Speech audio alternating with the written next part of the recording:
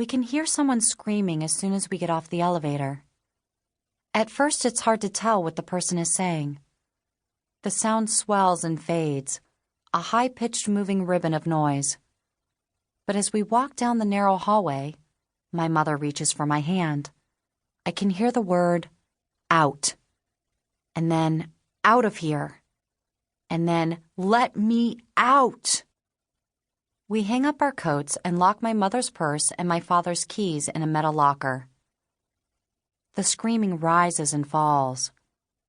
My mother glances at my father, and I can tell what she's thinking. We should have left Elena at home. We have to walk through a metal detector.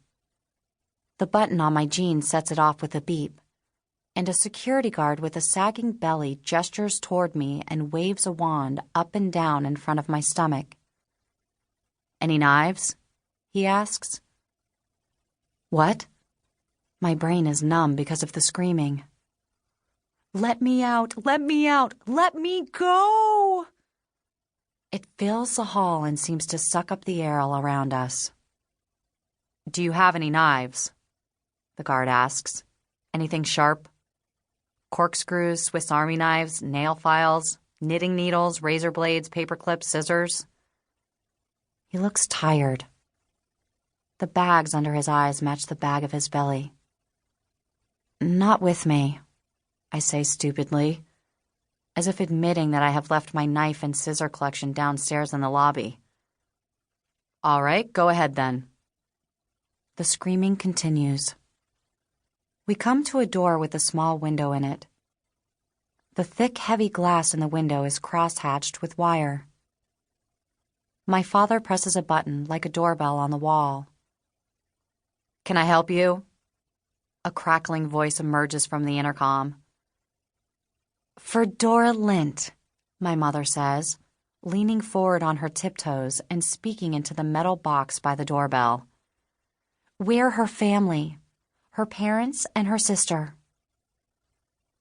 Through the narrow window in the door, I can see two men partly dragging and partly carrying a screaming person toward us.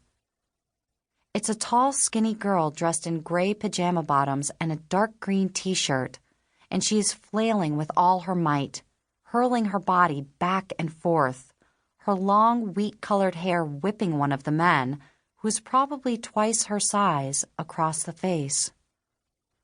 My mother and father and I all stare at her, as if watching some terrible new reality TV show. "Oh my God," my mother says. The screaming girl lifts her head and looks toward the window and meets my gaze. Her eyes are green and unfocused. Her face is a mask. "She almost looks like Dora," I say. And then my mother falls down in the hallway beside me, and the screaming girl on the other side of the glass is dragged into a room by the two men, who quickly lock her away. Chapter 2. How did my sister fall through a hole in her life and into some other life below? I'm not sure how it happened. Sometimes I still have trouble believing that it happened at all. Chapter 3. It was a regular afternoon after school in September. Dora was at the kitchen table dipping crackers into milk. She was the only person I knew who liked soggy crackers. "You're going to have to clear off the table soon," my mother said. "And put that box of crackers away. I'm making dinner." Dora kept dipping, up, down, up, another wet cracker. "We're having spaghetti," my mother said. I picked up my books and put them in my backpack. "Have you both finished your homework?" my mother asked. The school year had just started. I was in 9th grade and Dora was in 11th. We were in high school together for the first time. "Not yet," I said. "I still have Spanish. I have to conjugate los verbos." "What about you, Dora? Do you have homework?" My sister shrugged in slow motion. She was almost 5'10" and bony. I used to tell her she looked like a praying mantis. Your grades weren't very good last year, my mother said. You have so much potential. You need to apply yourself and get organized. What did you do with that calendar I bought you? Like me, my mother was the sort of person who enjoyed making lists and then crossing things off them. Dora didn't answer. I had seen the calendar on the floor of her bedroom, most of the dates blacked out with pen. You'll want to start thinking about college soon, my mother said. Instead of moping around the house, you should join a club or go out for a... Don't, Dora said. She opened her fingers like a hinge and let go of the cracker, which slid to the bottom of her glass.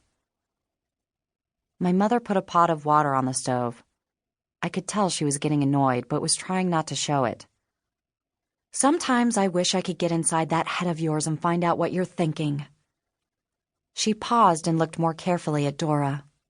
You haven't brushed your hair, she said. You used to keep your hair so neat. I wish I was dead, said Dora.